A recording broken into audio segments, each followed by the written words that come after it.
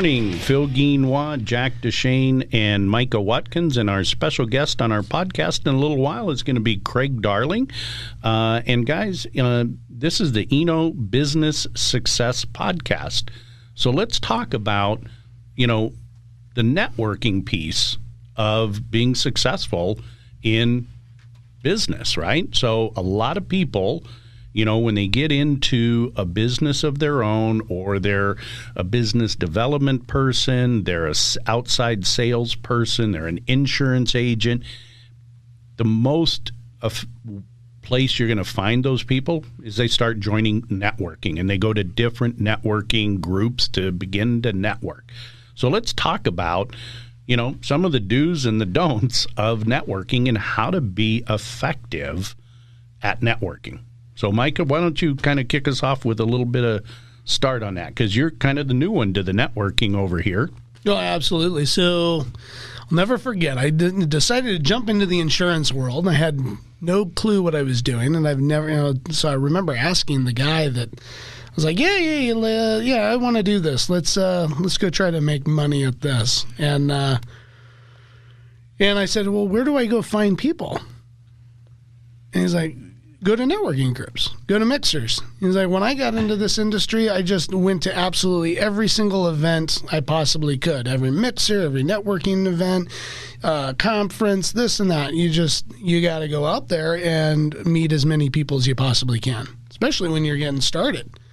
You don't know anyone. You might know your family, you might know your friends. It's a very small circle. So I heeded the advice, and I said, all right, well, let me do that. And I'll never forget. One of the first major events that I went to, I had just attended one group maybe a week prior, like first group I ever attended, put together a commercial. I was like, oh, this is awesome. And then I was introduced, they had a conference the following week. And I'll never forget it. I actually ended up, watching our guest that we have on the podcast today speak on a stage about his business and all that. This was several years ago. And I went to that conference, and I met a lot of people, got a lot of contacts, a lot of names.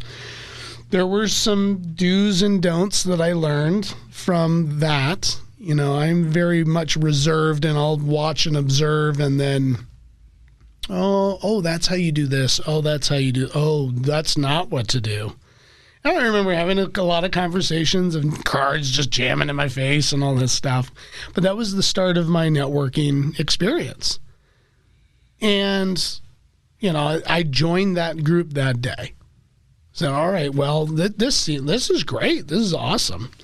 And so I joined, and then, through that, organization, you just end up, you start meeting with people, and you start developing some relationships and getting to know them a little bit, and you start learning, you do the one-to-ones, and you do this and you do that. And one thing I noticed, though, everybody would get up and say the exact same thing every single week.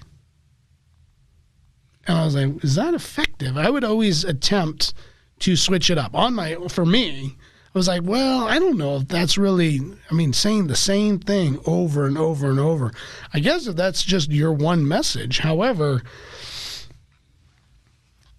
maybe I got to start switching this up. So that's what I did, and Phil, you've been networking forever. Did you experience something similar when you got into the space, or?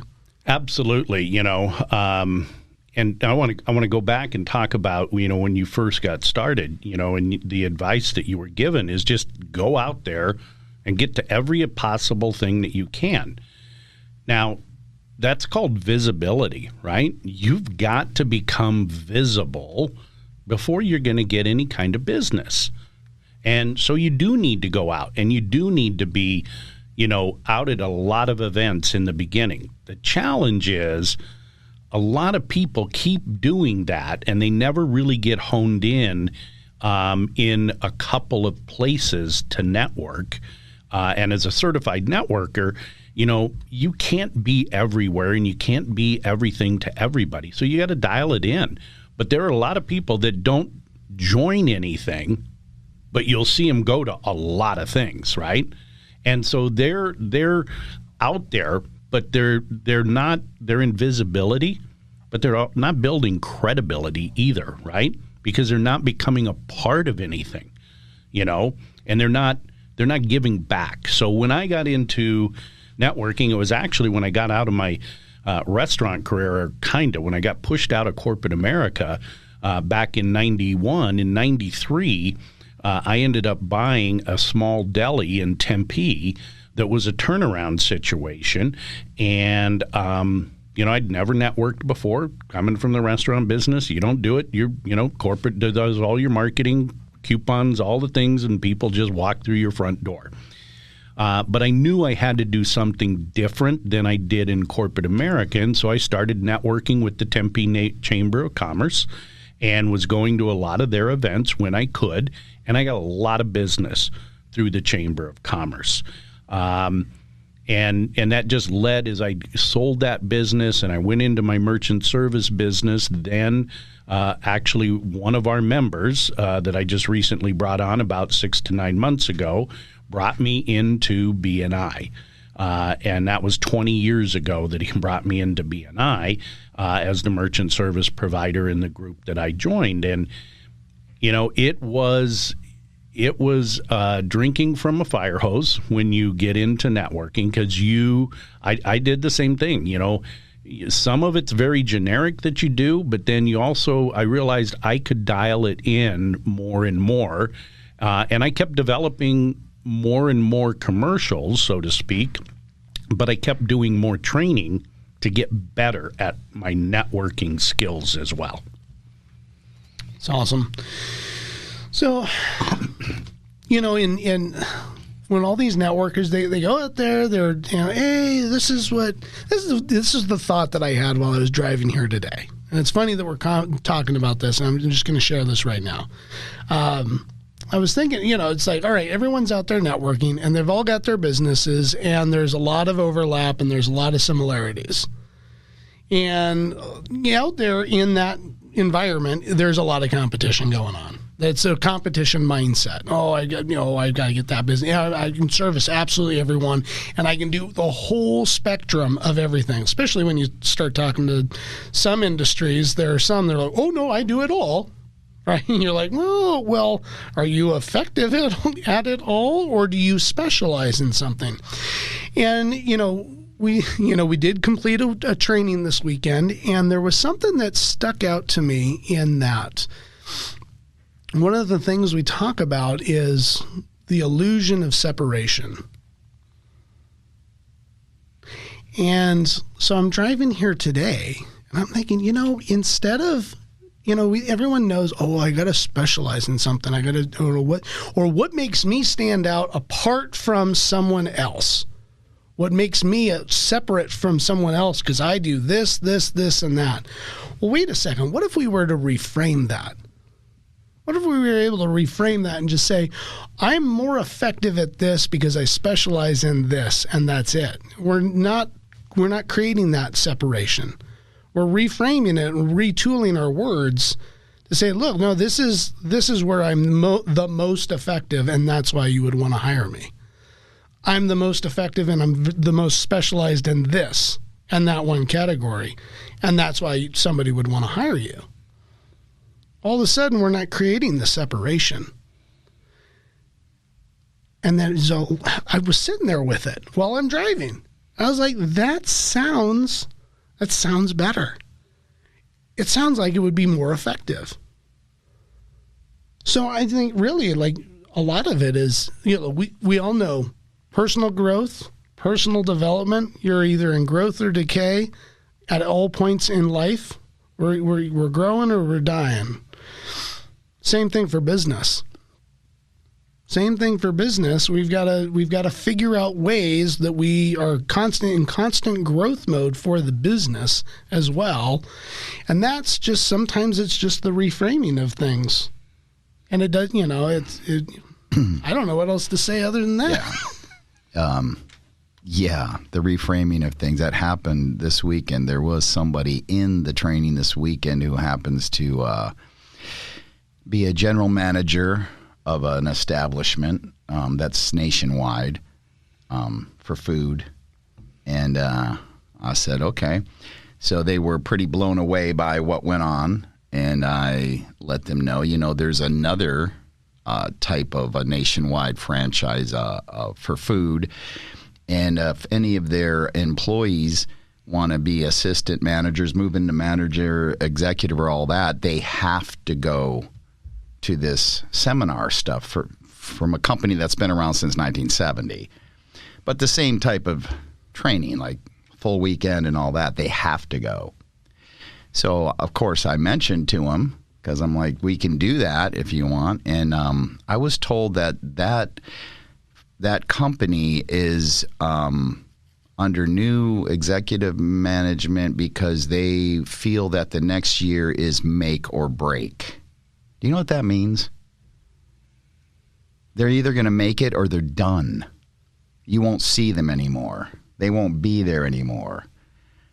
And I'm like, okay, well, the assistant managers and all that, we could get to that.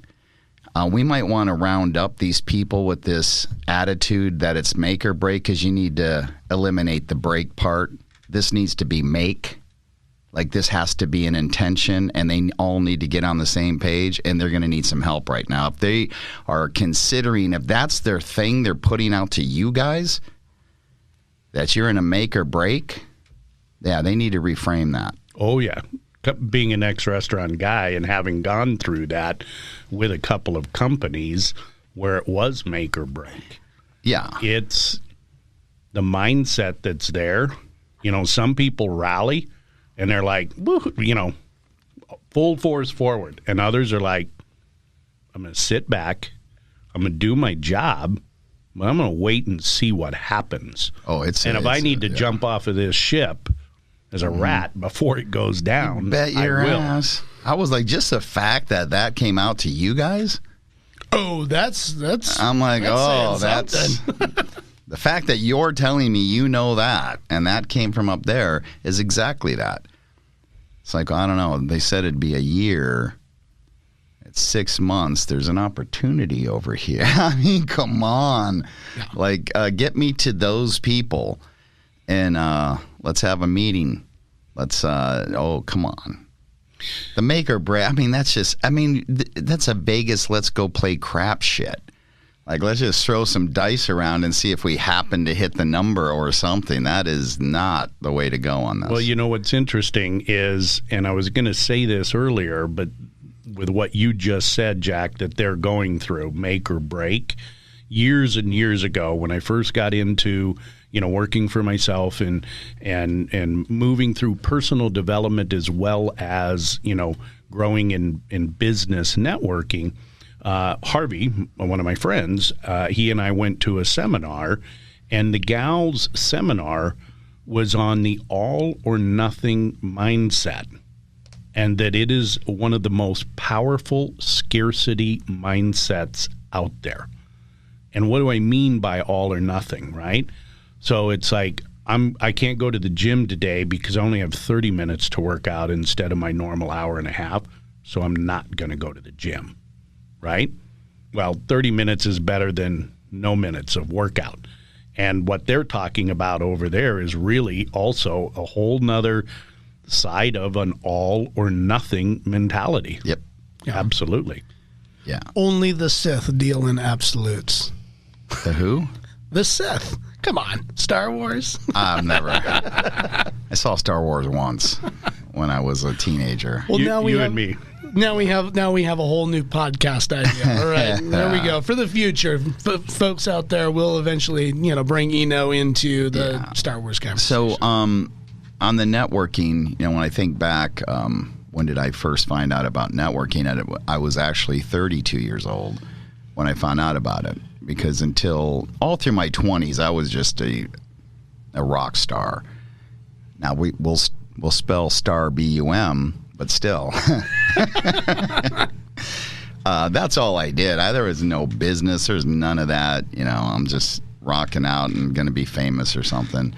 And then around 30 years old or so, I get into the Tony Robbins personal power and all that. So I find out pretty quick, because I have no skill other than some casino kitchen stuff, a dishwasher, cook, stuff like that, which not interested at all.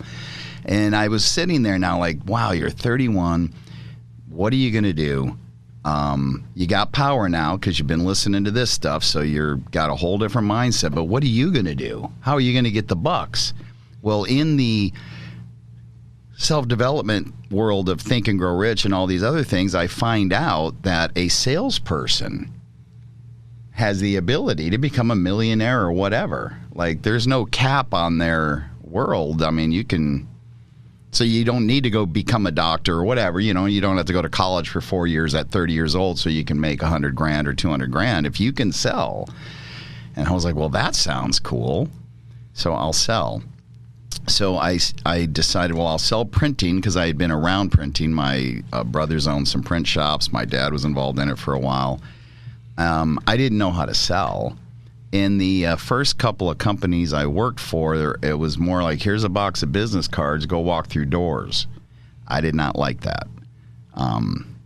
Didn't like it. It was uncomfortable. I wasn't used to it. I didn't know how to do it well, and I was walking through doors, and I just didn't enjoy it. And then I walked through a door once, and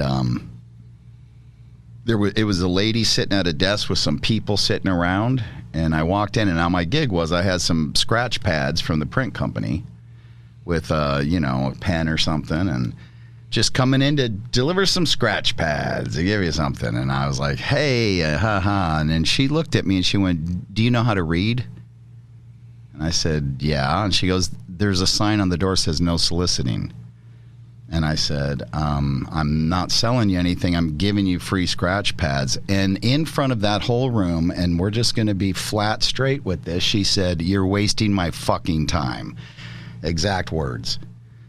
In that room. And I was like, I didn't know what to do. I walked out the door, and that was it. I was shutting down. I spent time in malls in the afternoon because there was nothing else. They were like, go get deals, go get stuff to quote on. And now I'm shut down. I don't want to walk through anybody's door. And somehow I saw an ad or something for a job for a print salesman at American Speedy Printing over in Scottsdale. And I went over there, and the woman who owned it, her name was Eileen Rogers. And I went in, and I talked to her about it, and I told her, and I said, I don't like cold calling, though. I don't. And she said, well, first of all, now she went ahead and hired me based off attitude in the stuff I knew personal power-wise, our conversation. She goes, I'm going to give you a shot because you know Tony Robbins and that stuff. And she was all into self-development. She gave all of her employees $600 a year educational bucks for seminars or whatever. She'd actually get upset when you don't use that money. And she said, no, here's what I'm going to do. I'm going to give you. Or first, she gave me a personality profile test, the real one. Cost her like $100, and it came back, and she said, "Okay." She knew things about me that were crazy. Like, yeah, you're not a cold caller at all. You're a relationship guy. You're going to be effective building relationships. You're not a morning guy either. I mean, all kinds of things. And I'm like, yeah, you got me. And she said, "Okay, here's what I'm going to do. I'm going to give you like 50 or 60 clients." And your job is to go build relationships with these clients because there's always going to be more work than we're getting from them. You're going to go in, find out what else, which worked. I mean, sometimes I went to a client that was only buying color copies, and now we have all their printing. And get referrals, things like that. And she goes, you're not going to cold call. But, I mean, these are my clients. I'm just handing these to you. How you're going to get clients is you're going to network. And I was like, network, what does that mean? And she goes, I never cold called ever. Now, here's another interesting thing. This Eileen Rogers girl that owns this place, my brother worked with her at a print shop before she owned a print shop. He was a pressman. So he knew who she was. So I'm sitting there working with her, and she goes, network. She goes, I never, ever cold called when I started this company. Or, I mean, it's a franchise when I bought the franchise. I only networked. And she goes, so what I did was I joined a couple chambers. I joined a couple networking groups. I joined charities. I joined Rotary. I became a face and a force in Scottsdale. I joined committees. I joined everything. Everybody within a year knew who I was. And then she goes, all the work started coming in from everywhere, from the city, from all kinds of organizations, from big corporations. So she had built this whole thing. And she was, when I first went to go sell for her, because I worked for a guy, this guy was great. He was like, here's the business card. Just walk through doors. You're going to be rich. All you got to do is tell him no matter what you're paying, I can get it for less. He said, I can underbid anybody. Well, I go to work for her. That is not her philosophy. Her philosophy is not that. One job I brought back in, I go, I don't know how we're going to get this job. We're $400 higher. She goes, so what? We have 17 employees. We're open. She's like, you need to sell who we are. This isn't apples to apples. So I went back to that client before they made their decision, and I said, the other quote that you have here, have you dealt with them before? Yeah, we've dealt with them before. Is there anything about them that, you were unhappy with, unsatisfied? And she named 2 times. One, she drove all the way over there to pick something up, and they had decided to just close and go home because I guess they thought they were done, and they forgot about her and all this. And I was like, well, you know what? With us, and I did what she told me. She sold the whole value of who we were compared to everything else, and we ended up getting the job. So she taught me to sell the value of it. See, the other guy, she was extremely successful. The underbidder was not. He had a little crap hole, little print shop thing going on. She was successful, but she was the one that first person that I had met where no marketing either, no postcards going on, nothing except networking. But not what I would think. Now, networking to me would be like, yeah, join the networking group, join the, a chamber. I never thought about the part of becoming a face in the full-blown community at that level of sitting on boards of directors and all these other different things like that. Because in that field, you're on those boards and you're in those charities and everything. Well, you're not there pitching your commercial. You're not networking that way. You're becoming in relationship with everybody. And you're building now power partners through a relationship that has nothing to do with a commercial or trying to sell anybody anything or any. So it's a whole nother world. Yet still, she considered it networking. Yep. So absolutely. So what you mentioned with the other guy, and we see this all the time, it's called the race to the bottom, right? Underbidding and all of this stuff. You see it, the burger wars and all. It's just a freaking race to the bottom. Yeah. And it's happening everywhere in business in America. So, Jack, what she taught you was, the visibility, right? Oh, yeah. She was visible. Yes. Well, then that moved into credibility, being on, boards and joining different organizations, and she wasn't having to sell, right? That's not what she was there for. Right. I mean, ultimately, yes, she knew that it would grow her business, but she didn't come at it with what so many people do. And you guys know, all 3 of you have heard me say this before. They come at it with sales breath. Yes. Sales breath is, automatically trying to sell you, shoving a business card in your hand when they first meet you before there's even, a relationship built. So she went through the visibility to credibility, and it led to profitability. And profitability in business and in networking doesn't always show up as a dollar in your bank account, right? You need strategic relationships in different parts of your business.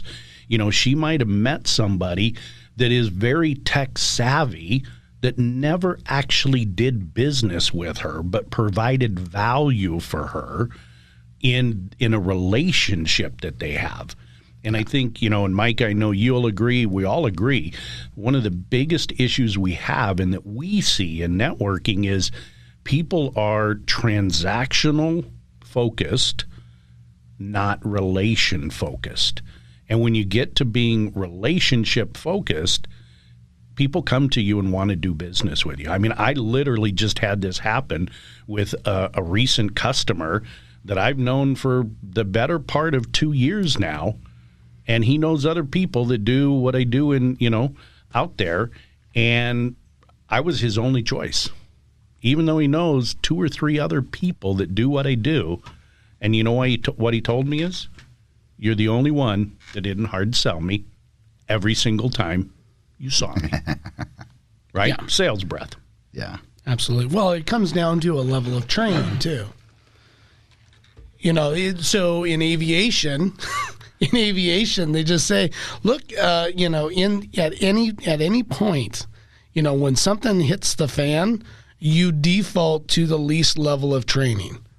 So even in networking, well, what's your default? Well, your default is, well, here, I'm just going to jam these cards in your hands. Is that effective? It's going out and learning how to become, a better networker. It's learning how to become more specialized. It's learning how to be creative with it. I'll never forget. I love this story. Kind of reminds me of what you were talking about, how I don't like to cold call. Oh, yeah. There was the guy who taught me, everything I know in the insurance world was he when he got into the Medicare space and he was in the health insurance Medicare space, he trained under this guy, and this gentleman, he would take his business card with a note on a brick and tie rubber bands to it. And then he'd walk into the business and he'd be like, hey, yeah, I've got this brick here. I was going to throw it through your window, yet I realized that you were open, so I figured I'd just come in and introduce myself and leave you with my information. Just something gimmicky like that, where it's like you're attempting to create a relationship right from the get-go. You get them to laugh, like, oh, wait a second, oh, that's pretty funny. Oh, all of a sudden, okay, hey, now you're starting the talk, and not just here's some stuff, and so it's just what can we do to become more effective? Yep, and that it was unique, and it was so unique that they have never seen that before, so it broke down the barriers that gal had immediately. And, one of the things when I owned my deli is we added a whole catering division. It's back in the 90s when restaurants weren't doing food trays and caterers wouldn't take small jobs under, 50 to 100 people. So we just cleaned up in the business area with, sandwich trays and, sub sandwiches and salad and fruit and vegetables. And I never had a problem with walking into a door because I would give them, I'm like, hey, I know the sign said soliciting, but you guys all love food, right? And they're like, oh, yeah, well, here's a couple cards for a free sandwich. My deli's just down the street here. And I guarantee if I handed out 10 cards, I saw 8 to 10 of them within 10 days come back into the restaurant. There was something else I was going to say, but it disappeared. Well, no, when we're talking about the training on this. That's what I was going to say. Go ahead. The training. I mean, so like within ENO, we've got some specialized, training that we do for our mastermind groups and for their members and in what we do and teach them how to be as effective as possible within their masterminds and doing their commercials, if you want to call them that. And that training, I mean, it's constantly evolving. I remember from where we were a year ago doing that training, because we haven't even really hit the year mark. Nope. We're at like 11 months when we first kind of did that initial like networking, training on that piece of the mastermind groups. We're not even at a year yet. And yet it's evolved so much over that time. And a lot of it just stemmed from working one-on-one with some members, and then all of a sudden it's just like, oh, ding, light bulb shows up, and all of a sudden you're like, oh, there's an idea. Oh, well, that makes it more effective. See, and a lot of the reason why, I think on this training, I've put a lot of my focus on to this And when I'm driving around, one of the things that I constantly keep to the forefront of my mind is how to become more effective. And that, that goes with absolutely everything in my life. Yet when we're looking at the business and networking side of it, I'm like, all right, well, how can the members become more effective? How can we, as, ENO, be more effective? What else can we do? What else, it's amazing what happens when you keep that on the forefront of your mind, things show up. Well, and I think it's really interesting, too, is, that, Micah, you said, how do we become more effective? How do our members become more effective? And a lot of organizations out there, they just keep preaching the same thing to their people. They don't necessarily see the organization becoming better and becoming more effective, right? So you got to lead by example, So let's bring on our guest. Let's do it. You got to unmute him. I will unmute him. Okay. Because you want to introduce him? He's got a lot to say. Well, give him an intro. So our guest today has been a long-time member with ENO, back to actually one of the very first members that we brought on when back pre-COVID days, right? Yes. And this is Craig Darling with Darling Digital. And Craig, you and I met in that first group that Micah was talking about. So I was there that day. Welcome. Thank you very much. This is crazy. I started taking notes out of the conversation you were all having, and I'm going to monopolize the rest of this podcast. You go for it, brother. First off, thank you very much, Phil, because as you know, the first time I was networking with you, I didn't know what I was doing, but I needed $300 to keep my electricity on. So I called the SRP because I gave you my $300 and joined a networking organization. So that was then. Networking has turned everything for us. There's some other things along the way. Mike, you said something about, finding out what you do and you do it better, focusing on that. Well, we focus on one specific thing and we do it better than anyone else in the world. And the cool thing about that is I was just at a Thursday ENO meeting, and one of our members said, you know what, Craig, I've been to 5 different networking organizations this week. I go, yeah. He goes, every time I say the word Google or anyone says the word Google, everybody knows who you are. Yep. Right? And that's because of that particular aspect of the networking. But then the other side of the coin is that, you guys were all in the restaurant business. Okay, I grew up in the restaurant business, okay? So I washed my share of dishes and peeled my share of ears of corn and scrubbed potatoes, right? Yeah. So I can relate. But the one thing that brought me full circle, Jack, when you said it's all or nothing, the restaurant guy, I do believe that everybody on your team should know what's going on, but in a different aspect, right? So I had the pleasure of working for a gentleman who was a really cool guy, right? He's also a multimillionaire. I think he made $40 million last year, okay? Just it's a guy you'd listen to, right? Yeah.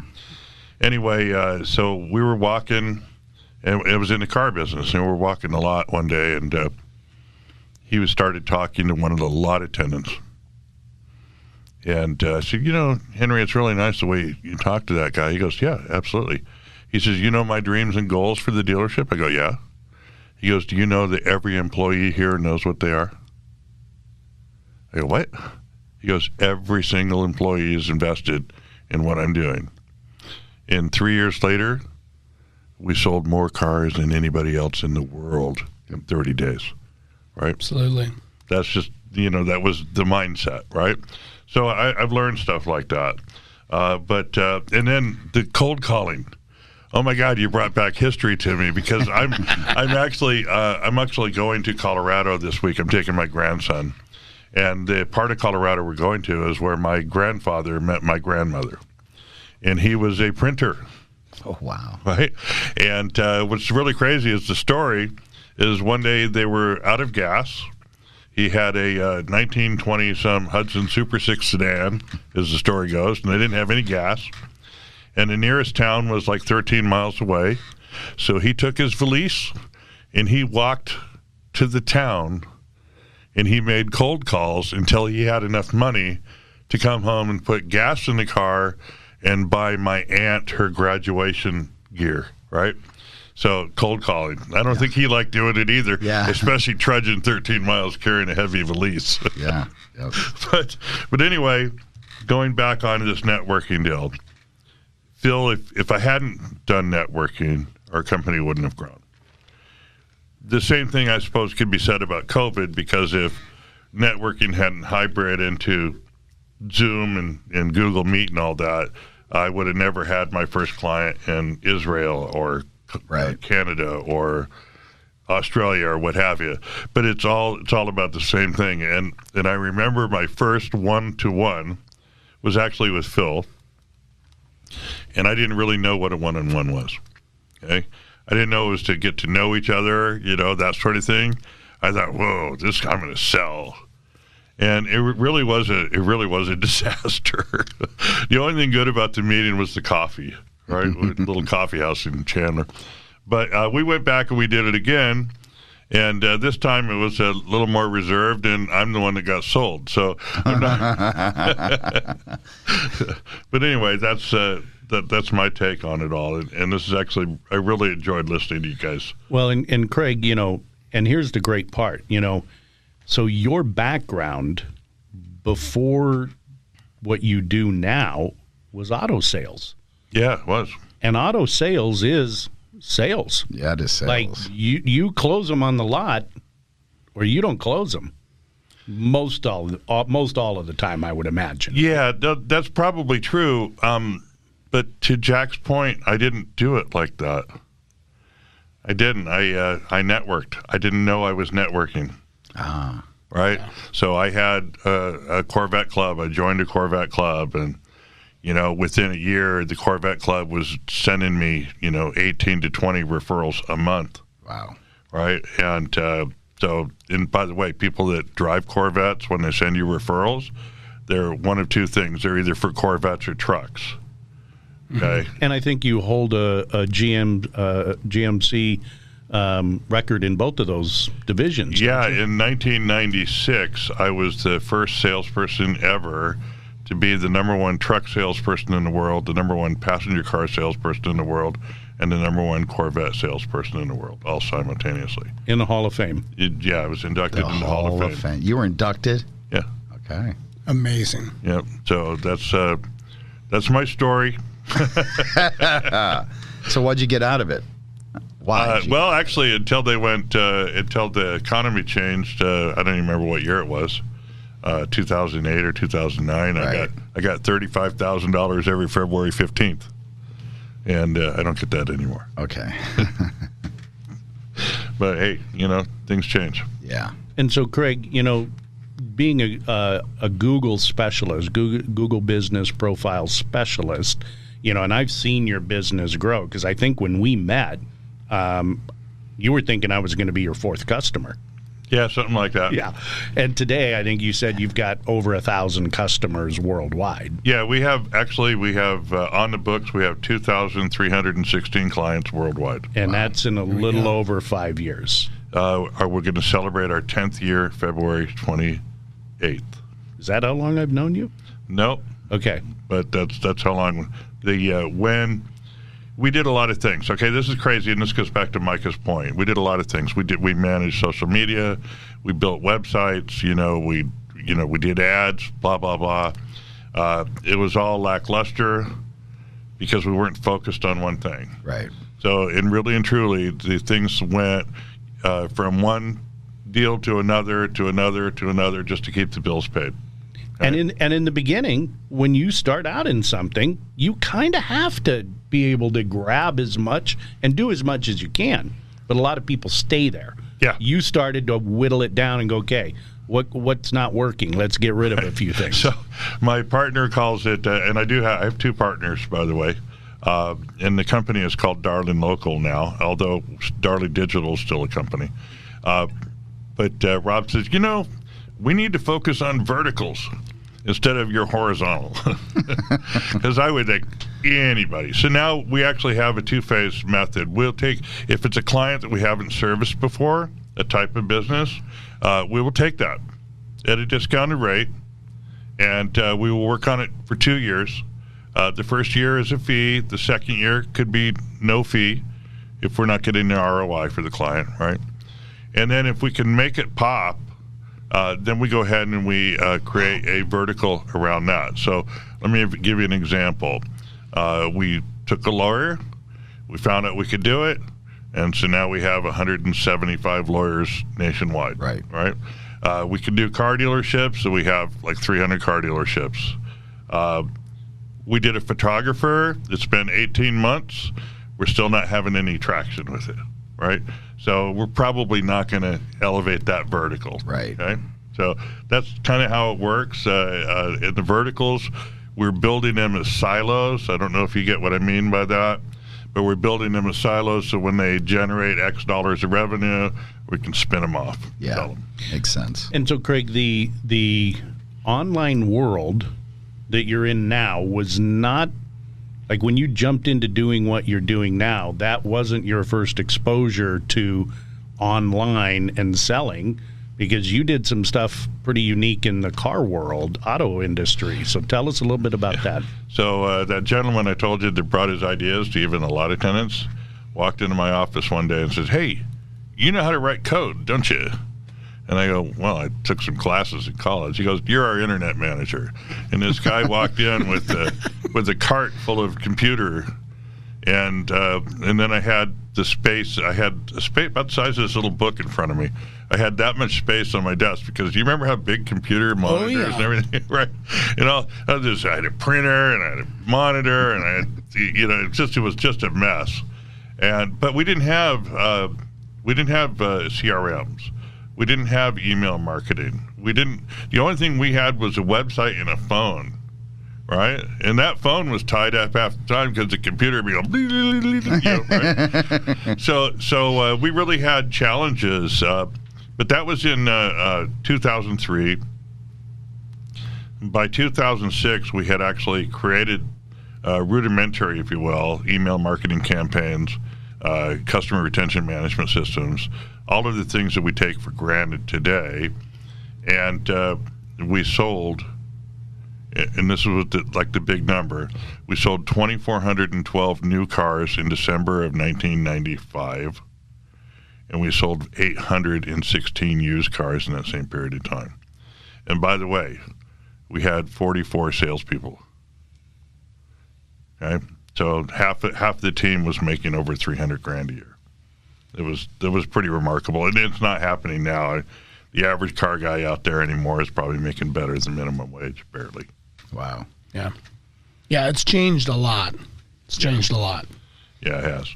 But so that's what got me started in the internet world, and I don't know if we got enough time. I'll tell you how I accidentally discovered the Google thing. Sure. Well, let's hear it. Okay. I'm curious. I don't know this. Anyway, as I said, we were doing social media, Facebook postings, and they had something once upon a time called Google Plus. I don't know if you remember that. Remember it.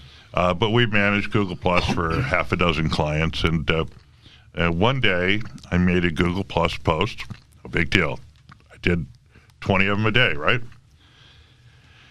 But I had taken the content from my clipboard and pasted it to make the post. And then about 5 minutes later, I searched for that post, okay? I pasted into the search bar what I had just posted. I didn't do it intentionally. And what surprised me was the result was the post I had just made was the number one search result. Now, it's no amazing feat that you search for what you post exactly and it comes up as the number one search result. Yeah. The amazing feat was, generally speaking, when you push content to your website or what have you, it doesn't index for 4 hours or 4 days or 4 weeks or 4 months, even if you ask the Google console to index it. So the fact that it indexed in less than a minute blew my mind. And so we started playing with it, and we realized that Google is a giant social media platform. And if you play it right, it treats you right and magnifies your content and indexes everything instantly. So our whole process is about utilizing the various Google platforms, or as Phil will recall, I always say Google tools, the most effective, least expensive way to be found on the internet today. And that's what we do. We manipulate Google's algorithm by playing with its tool. So it's really interesting what you just shared, because you stumbled across it, right? That led you here to what you're doing today. And that, you've heard us talk about this with our mastermind concept, which you've been in the very first mastermind that we started. We stumbled across that concept.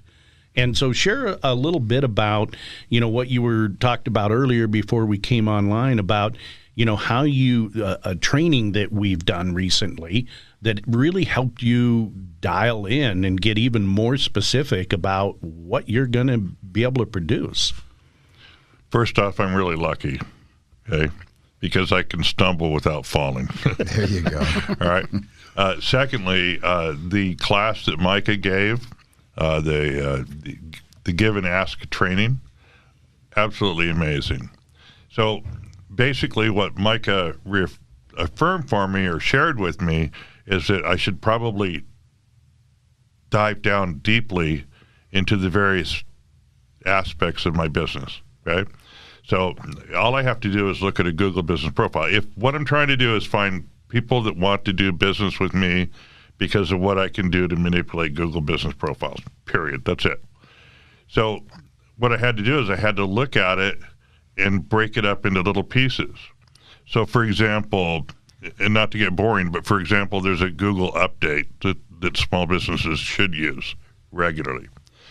And those updates include sales or discounts, promotional opportunities, events, which are searchable on Google. I don't know why everybody doesn't do that every single day.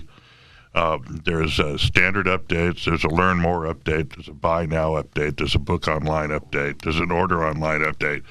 Okay, so that's just 8, right? And I can break those down. So there's 8 weeks worth of give and ask. Okay, share with somebody, hey, this is what you can do here.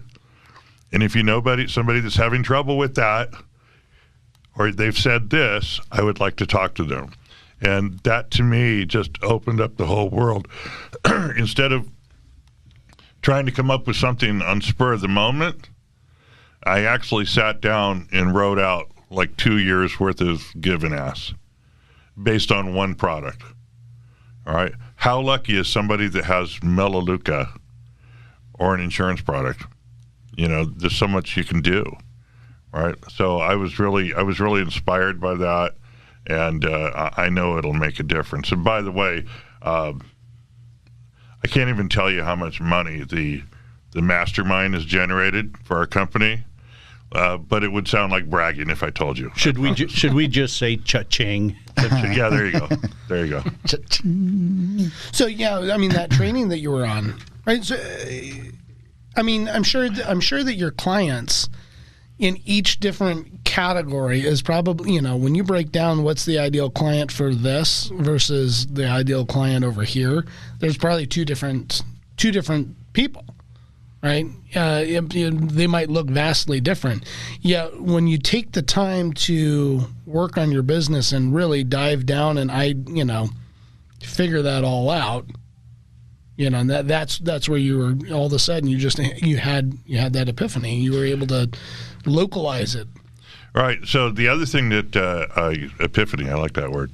The other thing that goes hand in hand with that is the fact that I mentioned earlier the horizontal versus the vertical. Okay. Yes. Well, we've already got our verticals. They're started. We have salespeople we have working. We have marketing agencies working on them, et cetera. But we have to find fuel for the fire. Right. How do we find that? We find that by broadening our reach, finding more clients that we can help. Okay, that's really the gist of it. So what you offered to me in that training was simply another way that we could figure out how to prospect and bring in more of the quote-unquote horizontals into our fold. And some of those horizontals can turn into a vertical. And to just say that a successful vertical in today's market could be worth $50 million. Who knows? All right. So that's the idea behind it. And you've just opened another door for us to walk through. Yeah. And, I think what you probably learned is you can't go after all of the horizontals at once, right? No. And that's what you were able to do. You're able to dial it down, and now I'm going to go after a couple of horizontals and see if we can turn them into verticals, which is the building the depth, right? So Right. Strong trees have deep roots. Correct. Weak trees have shallow, spread out roots. You need both, but the strength comes and the stability comes from having deep roots. And that's what, here at ENO, and especially in our masterminds, that's what we teach, is go deep, build deep relationships. Yes, you still need to go horizontal. You still need to go and network other places, but this is the place that's going to take you, that's going to go deep, and you're going to have stability. And by the way, when is the best time to network? Well, it's always, but also if you want to recession-proof your business, build a strong referral community before your industry or the economy turns. You'll make it through. It might be tight, but you'll make it through. You won't get devastated. Yeah. Well, and I'm sure also the one thing, let the listeners know, yes or no. I'm sure when you were doing the work and figuring out, looking at all of that in your business and looking at the horizontals, there might have been some that you're like, I don't even want to venture down that road. I might not even, we'll put this one on the back burner we'll see if we even come back to this one. And there's some that probably popped out where you're like, man, these are my top categories. I found those where they might not have been before. I have no idea what your experience was with it. I just, I can see where business owners, if they really dive in and take the training to heart, they could see that for themselves. Oh man, these are the areas that I really want to focus on. Maybe not so much over here. So it's interesting you say that, because there are. Okay, first off, in our business, the higher rate of return is better. Okay, so if it's a kitchen remodeler, the average job is $50K, right? If it's a car dealer, the average car is $50K. Electrician, the average job is $12K, right? This is the kind of thing, the higher the ticket, the better it is for me. Oh, yeah. Right? We have a accident lawyer last year got 14,000 phone calls. Okay? It basically got down to like 14 cents a click or a call. All right? Whereas on pay-per-click advertising, they're spending as much as $500 a click, right? So it really is cost effective. The one that we're really good at, we're 100% at, and we're not going to do it anymore, is every political candidate that we've put through our process has won with no money. And we're not doing it anymore because politics are out of control in this country. So I'm just not going to do it, even though we're really good at it. Yep. Yeah. If I feel like I have to take sides or something, I'm not going to do that. Good. Awesome. Solid, man. So, Craig, I guess, we're going to wrap up here in a few minutes, but, just share a little bit with us about, the growth side of Craig coming into ENO and what we've developed in the personal development piece. And, how's that impacted you personally, your family, your business, and your leadership? So, first off, when we started this training back in August, right? I got to tell you, I was skeptical, all right? And then Jack started talking, and I go, I don't even like that guy, and I'm listening to him. What the hell? I'm teasing about that, but I was like, Oh, no, you told me once. Yeah. You saw me at a chamber thing talking about, and you're like, this guy's full of shit. Yeah, that's what I did. So then when we're actually talking, the very first meeting, you're sitting there talking, I'm totally in on it. And I had a guy that owed me $3,000 across town, and I've been trying to catch him for like weeks. And he was finally going to be someplace for a certain period of time. And I'm listening to Jack, and I'm like, do I want to hear Jack, or do I want to go get that $3,000? Well, and you left later than you were intending. I did. I still caught the guy, so I heard what Jack said, and I got the check. So it's a win-win, right? Man. Right. But no, I immediately took the what I was learning in the breakthrough. And the very first thing is that I brought my team in. That was also in August. From all over, we're all over the country. My team members are, and so the very first meeting I had, and we were going through when we were talking about being intentional, and that was directly from that training. Right. And they're all like, "Holy cow, Craig, this shit's good!" Right? I go, "Well, I don't care if it's good or not, as long as you know." Do your job, right? Because that was the point, and so the team is functioning well, and I don't know about growth personally, although I'm sure that it's there.